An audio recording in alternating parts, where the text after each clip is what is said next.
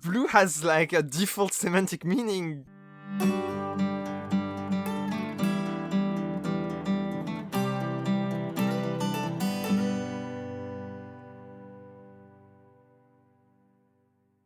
By the way, we bought new mics. I hope that you can hear the difference between that episode and the last one. I'm sure it's very, very audible. I'm kind of sure myself, just because I can hear the difference in my voice. Like, I think my voice is way better with that new mic than the older mic. I mean, we've both done enough editing to know that our previous mics were shit. Like, the previous mics were like shit, but like, what I really don't expect while buying a new mic is that the voice would be actually different. I thought like the background noise would be different, the actual like grain of voice, but not the actual voice. Yeah, I guess it kind of is, right? It feels more clear somehow. It feels more like the voice that I actually imagine having. Your voice is always like mediated through something when you hear recordings, so it's never actually the exact same physical signal, but this is a more precise physical signal. Yeah, no, but also the different, like, there's an actual difference between what people hear from you and what you hear from yourself. Oh yeah, because you hear it through your bones too. I don't know if that's how does that compare to what you hear with the mic. I mean, But I know that this mic... So we didn't talk about the model we got. We both got the same, right? We both got the exact same mic, same color. I don't know, I have a black one, fully black one. I have a fully black one as well. Okay, same color.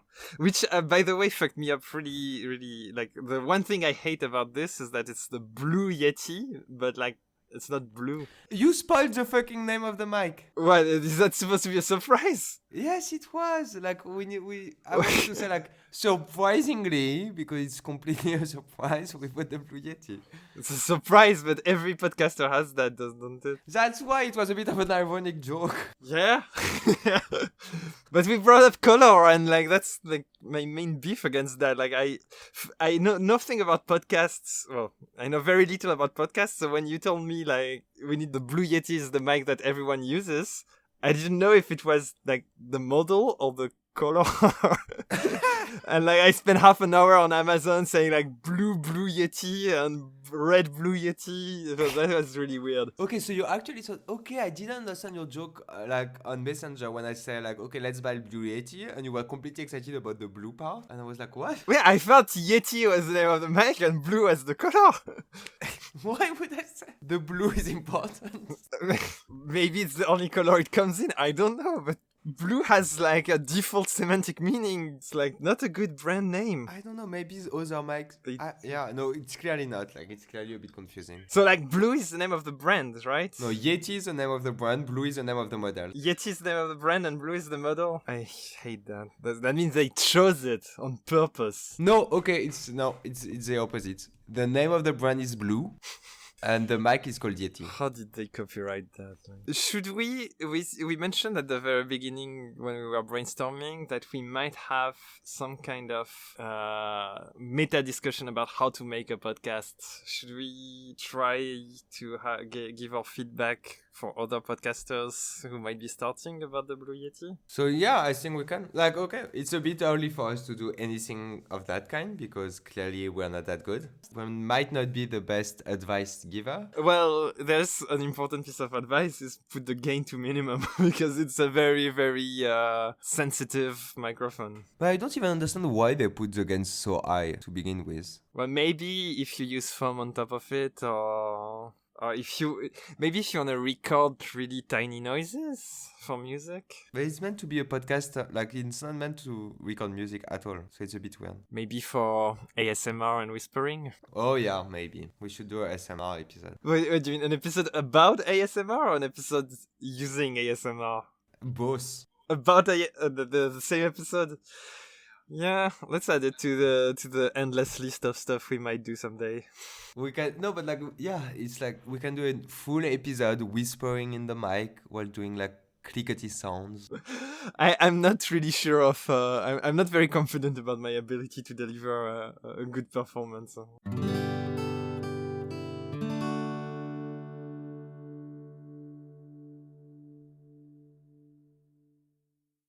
This episode's sponsor is Silence. Silence is a rare luxury product that will surely give an exotic flavor to your next experience. Try it now with this free sample.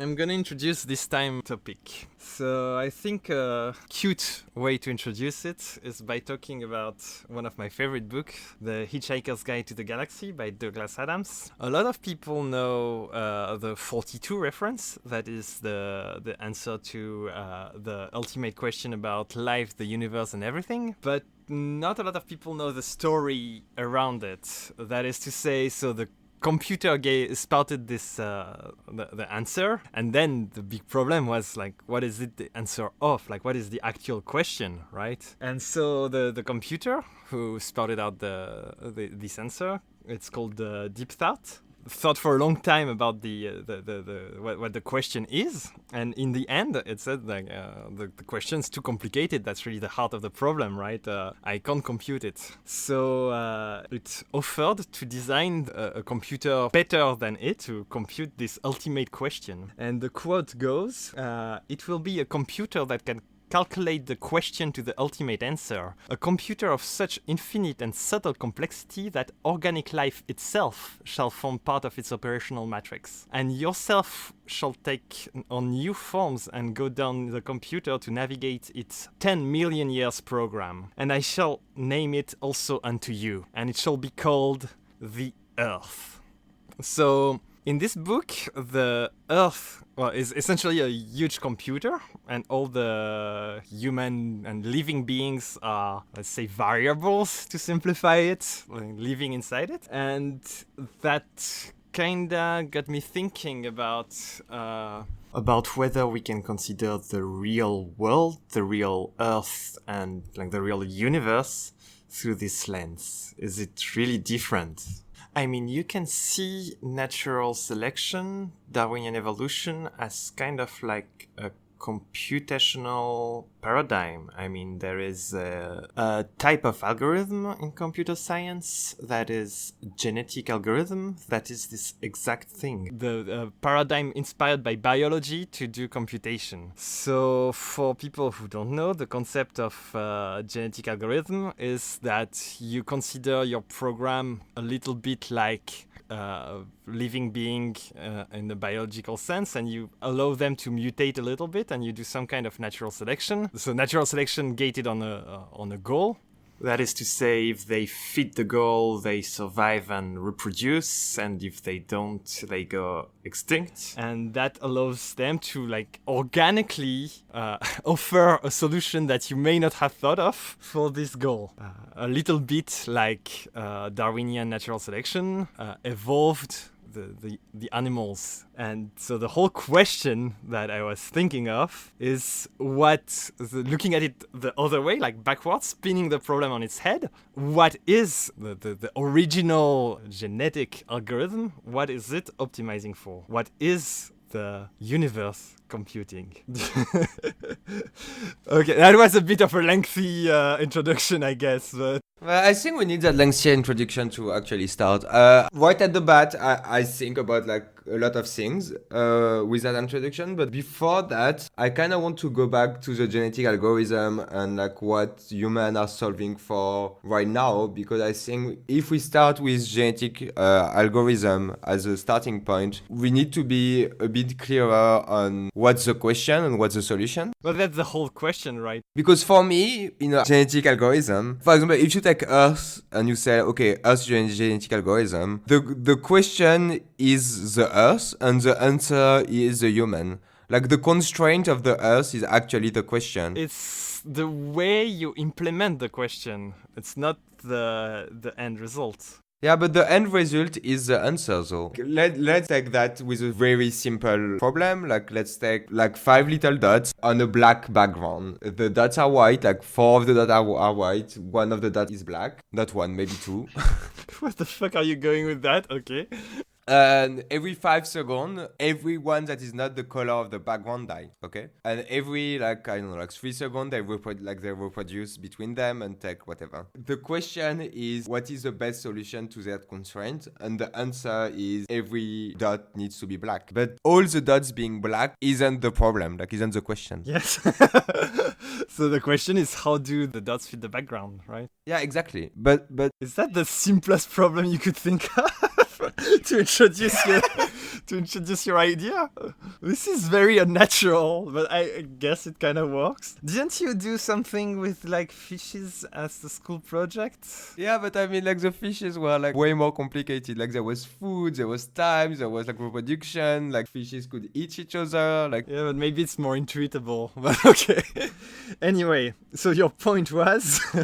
my point was that there's no transcendental question that arises from the answer. Like you have a basic answer, a basic question, and the basic question is the actual constraints that you put on your like your agents, and like then your agents need to survive in that environment. Survive just means like keep going. So I don't think that's actually the best analogy that we can make for the universe solving for something. Oh, you mean so your point is that genetic algorithms are not proper models for the universe way to function? No, that's for sure. Like I mean, was that a question? Like was that an actual?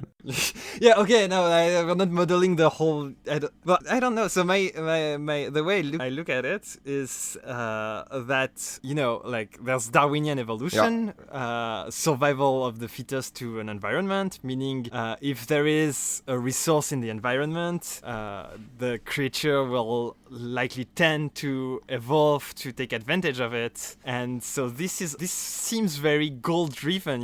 Like when you think about the evolution of animals and mankind conceptually, tends to be like this arrow pointing from the past to the future. It optimizes on small scale for the survival of the individual. On a bigger scale, if you've read Richard Dawkins, it optimizes for the survival of the meme of the gene, which is like a book I read recently. So I'm like knee deep into it, and maybe we can talk a little bit about ideas and not human living beings later. But for now, let's stick to to living beings. So it.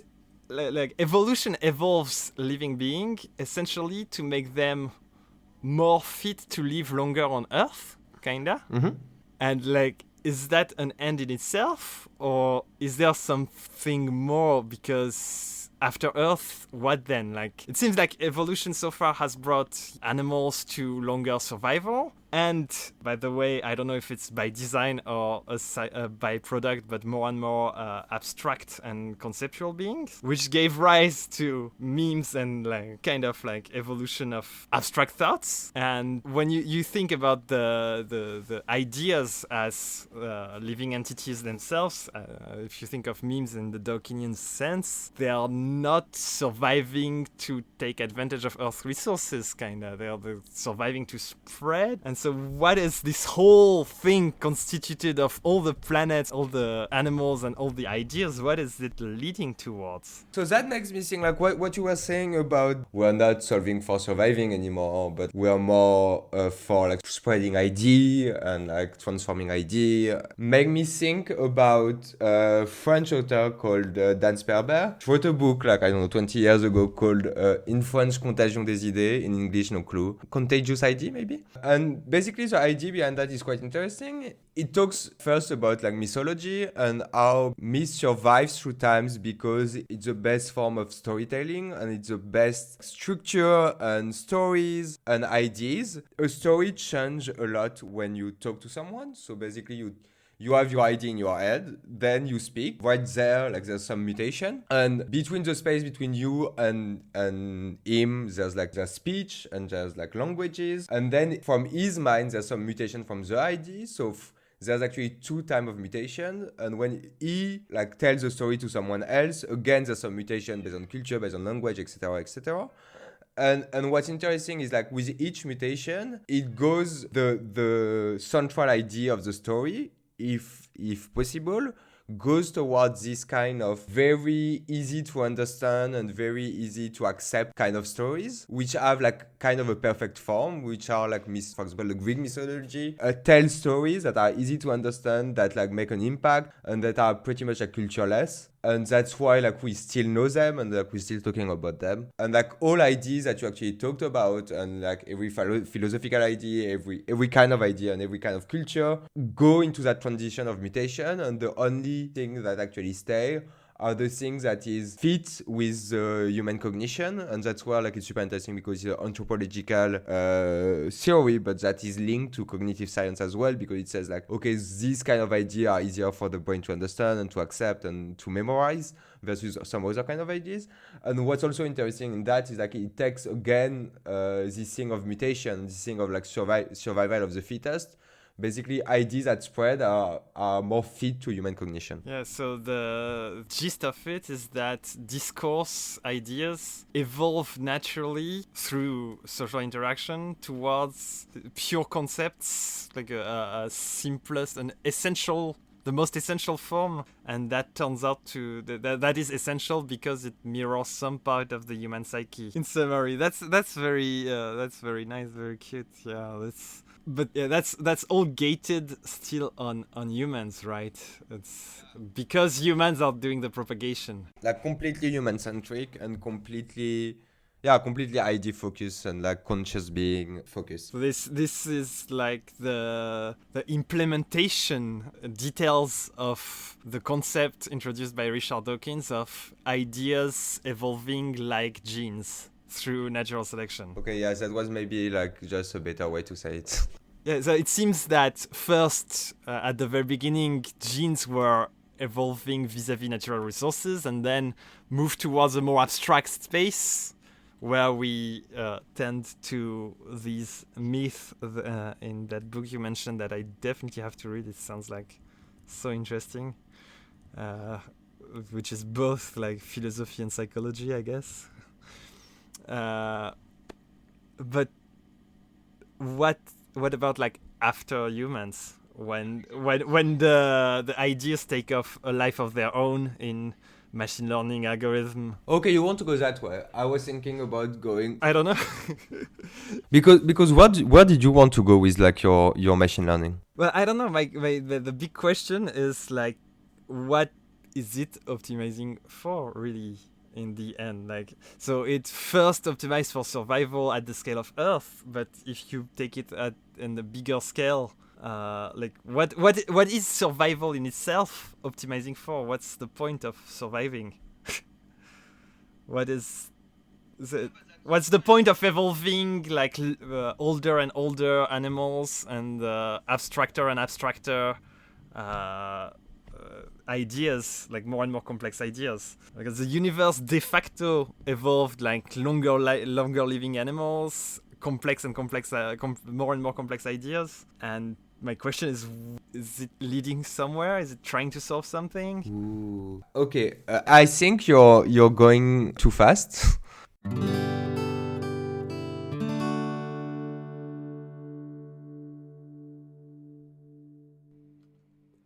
This episode was brought to you by Mount Conway. Mount Conway is a mountain located on the border of Alberta and British Columbia. It was named in 1901 by J. Norman Collie after Martin Conway, an alpinist.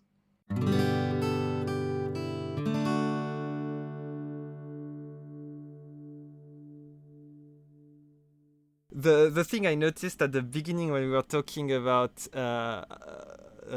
genetic algorithm is that there's two things, right? There is the problem that you want to solve that doesn't really exist in the algorithm. It exists in your head.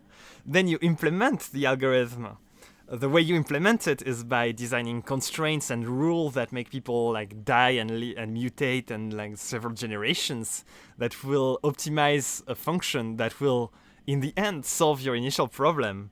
But the constraints that we mentioned at the beginning are the means to an end, not the end in itself. For me, like we need to restart the discussion basically, just because what you're saying basically is that human human being and a consciousness and ID are a step toward what the universe is computing for.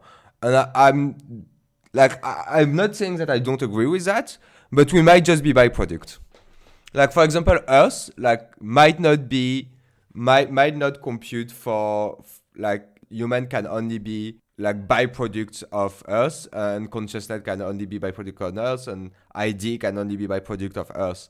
But the idea of the universe can and that's why I wanted to talk about the universal constant is if we retake the definition of the genetic algorithm that we talked about at the beginning, is we have something with constraints, and that is the 20 constant of the universe, and then we just push time. So you think the constraints are the end in itself? Exactly. It's just we have those constraints, and then it goes forward, and in that forwardness, you can find human being, you can find consciousness, you can find a lot of stuff. But what you're really saying is that maybe there is even nothing that it does. It's just random happening, that the constraints are what they are, and there is no goal, there's no concept it's tending towards. It's just emerging stuff. Well, basically it computes variables. You have these 20 variables, you have a function saying I don't know the function, obviously, but there's a function and it computes those variables. And the notion that one might have about being fitter and fitter to survive, being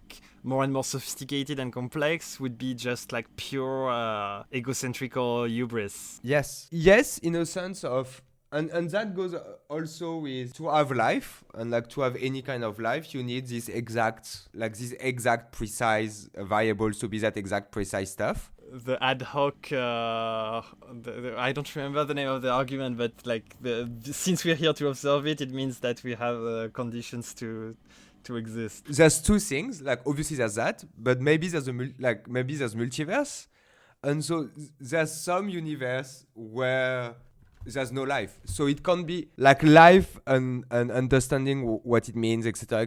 Can't if there's multiverse, it can't be what it computes for, or the whole multiverse compute for that, and the other multiverse that has no life are just byproducts. Okay, I think the key here is the definition of for, right?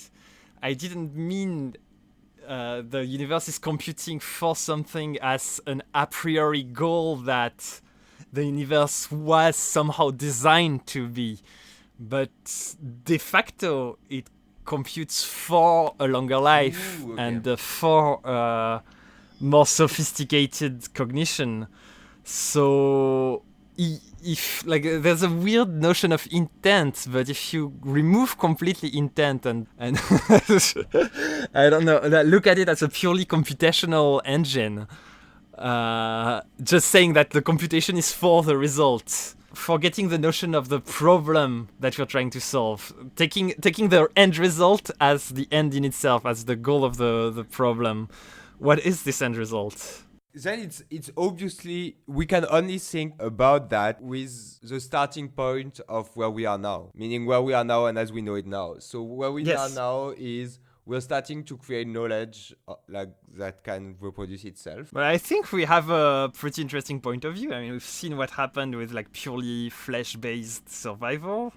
And now we see the same thing happen with more abstract ideas. Also, the thing that can be interesting is a theory of, I don't remember the name of that theory, but basically it says that each thing in the new universe, atoms, whatever, has a computational power. Yeah, I love that. It's the pan consciousness, something like that. Pan-psychic conception of consciousness. And why I was talking about that? So each thing has a computational power. Yeah, and so the end goal is what we're doing now as human beings is we're transforming things that didn't compute shit, I don't know, a rock, and we make it compute things. And so what the end goal could be, and what we are moving toward to, is transforming everything into a computational power. And we're doing that as an atom level with quantum computer. So maybe the actual thing is right now the whole universe doesn't compute stuff, but it tends toward complete computational power, meaning each atom in the universe compute for something. Okay, so it's a computational power who is trying to increase computational power. That is cute. That's a cute model. Very capitalistic. So I'm reading a book just right now, so I can't talk about it because I only read 40 pages on crypto communism. Ooh, that sounds like my jam. You want to the blockchain belongs to the people? Yeah. And no, but like what's interesting with blockchain, so it made me think about that. Like, okay, super interesting thing. So blockchain right now only work on what's called proof of work. So there's two big concepts, which is proof of work versus proof of stake. And the idea behind that is you need some kind of proof. Like when a third agent says that like your transaction is good, like make actually sense with the common ledger, this agent needs to say that, okay, I have skin in the game, so I don't like do bullshit. So the first method that is used by pretty much every cryptocurrency right now is called proof of work, meaning you make the guy compute random number, like solve for like a mathematical problem, and like it takes a lot of power, of computational power, so a lot of energy, and then like so money basically, and then like you can actually say, okay, this transaction is valid. The second kind of proof is proof of stake. You say, okay, I bet my 40 Bitcoin that this transaction is correct, and if someone say no, it's not, you lose your 40 Bitcoin. Right now, the second one causes a lot of problems, so we don't care. Like, but let's go about proof of work, because if it's a model that we're going through with like money, like after like in like 100 years, what's interesting is then money is pure energy. Like money is equal to energy. Okay.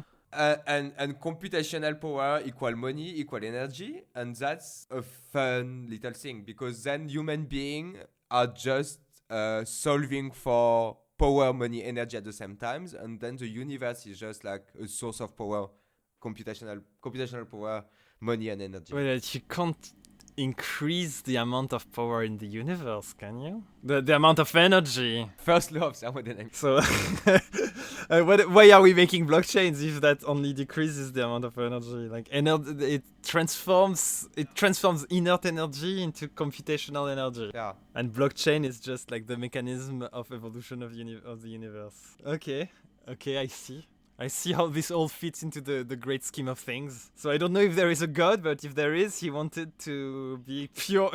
He wanted pure computational energy.